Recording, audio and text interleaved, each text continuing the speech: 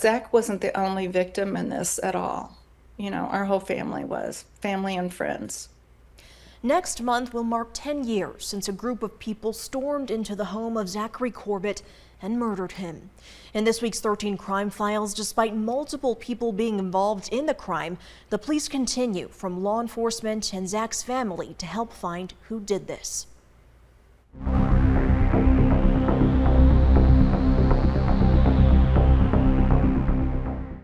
To me, it's like, the grief is kind of like, I don't know. I feel like it's a shadow, that kind of follows me around each day that, sometimes it's light, sometimes it's heavy, but it's always there.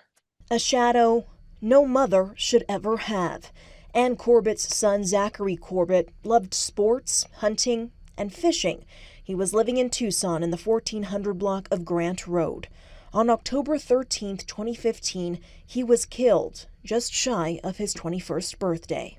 There was an incident involving some individuals who entered the residence itself, and in an effort to demand some property, resulted in a shooting. Anne recalls receiving the worst news of her life. Devastation. Got a phone call, 3 in the morning from the detective on the case. And I even asked at one point, is this a joke? And unfortunately, no. So it was devastating. And to say the toll Zach's death took on this family was huge would be an understatement. I think our lives have been forever changed. I think about now, at the time I obviously was younger than him, and so now that I've outlived him, I've realized like truly how much he's missed out on life. And when people talk about their siblings and stuff, and now I'm an only child, so that's really heartbreaking. And just like my mom said, we think about him all the time, and like it's not just the anniversaries, it's not just his birthday or the holidays. It's every day not being able to give him a call and know that my brother's out there and living his life. The unknowns are what make this case even tougher to solve. Zach's roommates were present, but despite being interviewed, not much came from it. There have been some challenges and some frustrations as a result of the time that it had occurred. This was again in the early fall of October of 2015. Efforts to identify individuals that were associated before, during, and after the incident itself.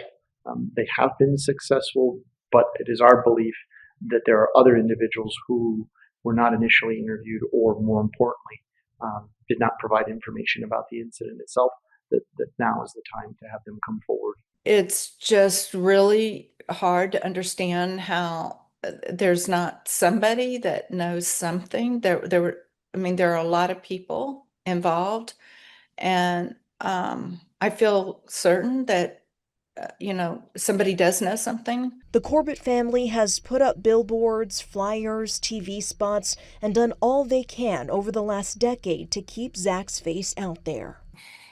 Losing someone so young is really hard. And that will affect me. And, when I go in to have my family as well and grow our family, like that's something that will always be, a part of me. And it's always a challenge. So he would be almost 30.